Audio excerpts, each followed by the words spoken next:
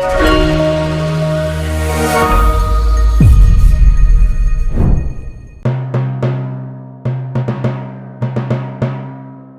हमारे पास एक बहुत ही स्पेशल टॉपिक है, पर उससे पहले गुरु वंदना। गुरुर्ब्रह्मा गुरुर्विष्णु गुरुर्देवो महेश्वरः गुरुर्साक्षात् परब्रह्मा तस्मै श्री गुरवे नमः। तस्मै श्री गुरवे नमः। आप गुरु जी के स्वास्थ्य के लिए हम थोड़ी देर जप करेंगे। ॐ क्रौं ह्रीं मां वैवस्वताय धर्मराजाय भक्तानुग्रहकृते नमः।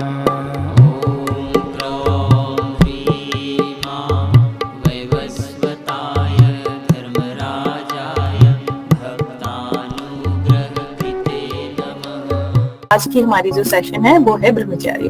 हम ये समझते हैं कि ब्रह्मचर्य केवल स्पिरिचुअल वर्ल्ड के लिए इम्पोर्टेंट है, ब्रह्मचर्य केवल आध्यात्मिकता के लिए इम्पोर्टेंट है, लेकिन लोग शायद ये बात नहीं समझ पाते हैं कि ब्रह्मचर्य आपके हर लाइफ के हर स्फेयर के लिए, आपकी फिजिकल हेल्थ से लेके मेंटल डेवलपमेंट से लेके इंटेलेक्चुअल डेवलपमेंट से, आपके कॉन्फिडेंस लेवल से, आपकी क्रिएटिविटी, हर चीज से रिलेटेड है।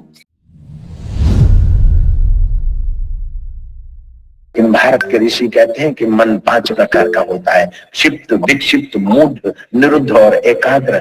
गांधी जी ने 36 साल की उम्र में राम नाम रटना चालू किया और मन को एकाग्र किया, ब्रह्मचर्य पाला और देश को आजाद कराने में, राष्ट्रपिता का यश पाने में उनका ब्रह्मचर्य उनके काम में आया, गीता उनके काम में। सभी बहनें जो इसमें जुड़ी हैं, सबको मेरा प्रेम भरा हरिओम।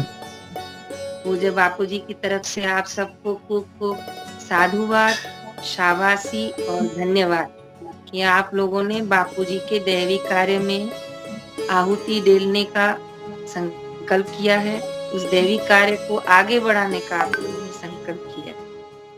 तो आज का विषय एक ब्रह्मचर्य विषय रखा है।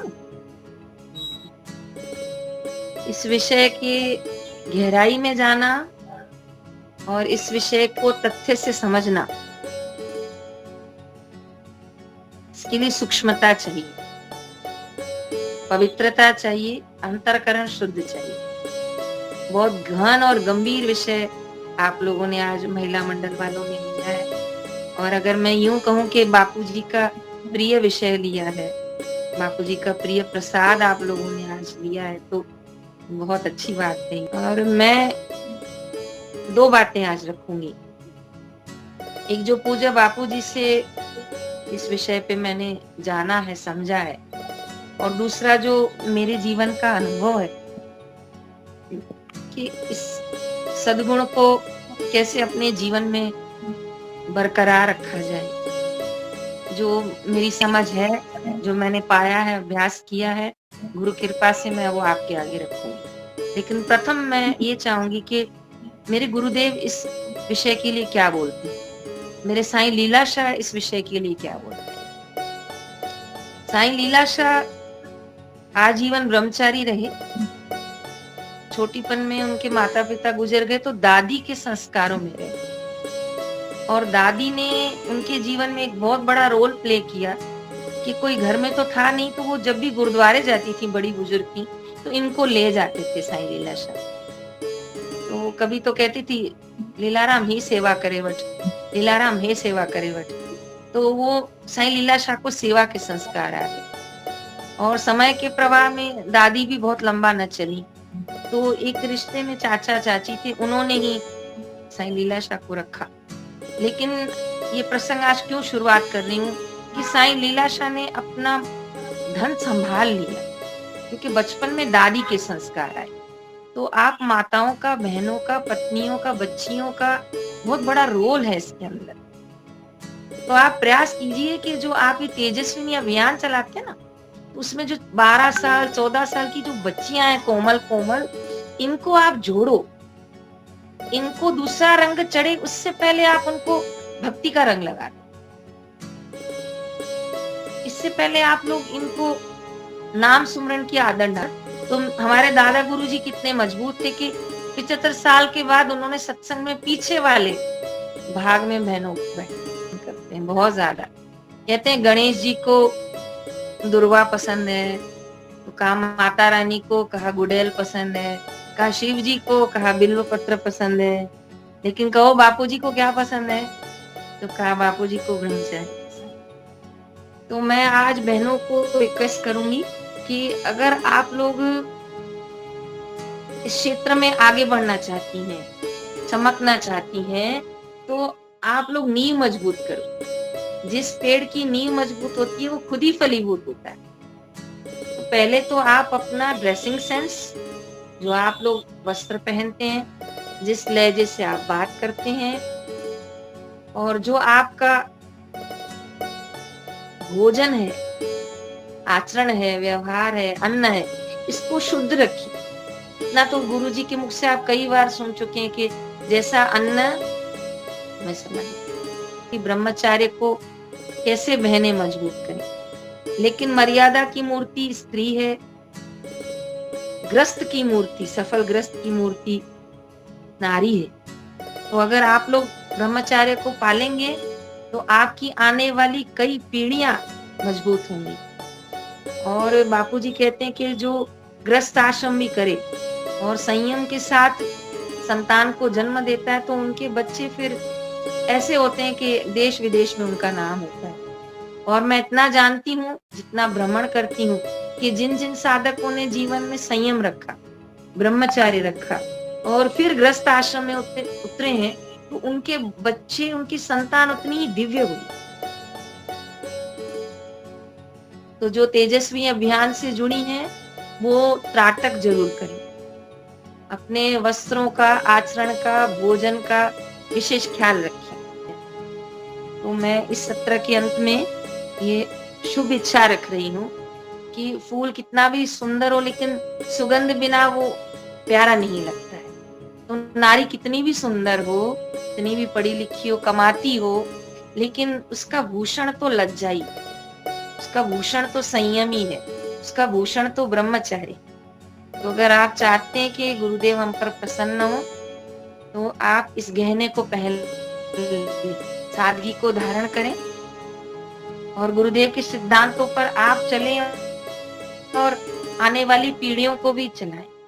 कुछ नहीं करें ना तो मोबाइल की कॉलर ट्यून बच्चों की भजनमय करवा दें, कुछ नहीं करें तो कराग्रे बच्चों को सिखा दें, कुछ नहीं करें तो आने वाली छोटी छोटी बच्चियां जो फैशन ट्रेंड में जुड़ रही हैं, उनको थोड़े थोड़े संस्कार दीजिए कि अंग प्रदर्शन इज नॉट मॉडर्निटी। सिर्फ शरीर दिखाना ही ये मॉडर्नाइजेशन नहीं है, लेकिन सादगी भरा व्यवहार आकर्षण को लाता है। दीजिए कि अंग प्रदर्शन इज नॉट मॉडर्निटी। सिर्फ शरीर दिखाना ही ये मॉडर्नाइजेशन नहीं है, लेकिन सादगी भरा व्यवहार आकर्षण को लाता है। शारदा मणि कितनी सुंदर थी, लेकिन रामकृष्ण परमहंस उनको माँ कह के संबोधन कर दूर लिया। तो मैं आज ब्रह्मचार्य के सत्र में कहना चाहूंगी कि सहन शक्ति जरूर रखिए, हिम्मत रखिए। कोई विकराल विकृत परिस्थिति हो तो अपने आप को संभालें। तो ये तो गुरुजी की कृपा है ना कि हम लोग ब्रह्मचार्य को सुन भी रहे हैं, समझ भी रहे हैं और अपनाने के लिए आगे बढ़ रहे हैं। तो आप लोग दृढ़ता से आगे बढ़े। मैं ये हार्दिक शुभ इच्छा आप लोगों के लिए रखती हूँ। और कभी मन डावाडोल हो, कहीं आकर्षण हो, तो समझो ये मन का स्वभाव, पर आपको गुरुदेव के वचनों की तरफ मजबूत बन के आगे बढ़ते हैं। जी मुझे एक सवाल पूछना है। जी बहन बताइए। मैं अभी 16 साल की हूँ, 11वीं में पढ़ती हूँ। मुझे ये सवाल है कि ब्रह्मचार्य की शुरुआत कहाँ से करनी है? व्रत से, मौन से, प्रिय वस्तु का 1 वर्ष त्याग से। जैसे स्वामी जी ने मुझे 1-2 बार डांटा, केला नहीं खाना है, तो मैंने उत्तरायण के दिन हाथ में पानी लेके संकल्प कर दिया कि 1 साल तक अब मैं बिल्कुल इसको छूऊंगी भी नहीं। तो ब्रह्मचर्य की शुरुआत संयम से कीजिए, नियम से कीजिए, व्रत से कीजिए। रविवार को नमक नहीं खाना है, ऐसा व्रत ले लीजिए। एकादशी को पका हुआ कोई भी चीज नहीं खाना है। गुरुवार को केवल एक ही बार खाना है। शुरुआत यहाँ से कीजिए। आधा दिन मौन रखना है। साल में 6 ड्रेस से ज्यादा ड्रेसें नहीं सिलवानी है। बाकी सब जगह तो बच्चियां निकल जाती हैं, ड्रेसों में फंस जाती हैं। देखा नहीं, अरे वाह, ले लो, पहनो। यहाँ भी थोड़ा संयम। बूंद बूंद से तालाब बनता है। छोटे छोटे संयम करके फिर आप ब्रह्मचर्य पर पूर्ण खरे उतरेंगे। संतुष्ट है मेरे उत्तर से? लेकिन जैसे अगर मैं स्कूल जाती हूँ तो अगर मेरी क्लास की लड़कियां ऐसे ब्रह्मचर्य नहीं करती तो उनके साथ रह के तो मुझे मतलब मैं थोड़ी हो जाऊंगी ना कि मुझे भी नहीं करना, उनके इन्फ्लुएंस में आ जाऊंगी। तो इसका मतलब फिर हम कमजोर हुए, वो मजबूत हुए। हमारा रंग उन पे चढ़े, उनका रंग हम पे न चढ़े। दीदी आपने कहा कि हम मतलब कमजोर हुए, तो इसके लिए हम मजबूत कैसे बने? तो नियम साधना हम अच्छे से करेंगे तो हमारी सारी बहनें हमारी जुड़ी। और दीदी सभी बहनों की ओर से आपका हम खूब खूब साधुवाद करते हैं।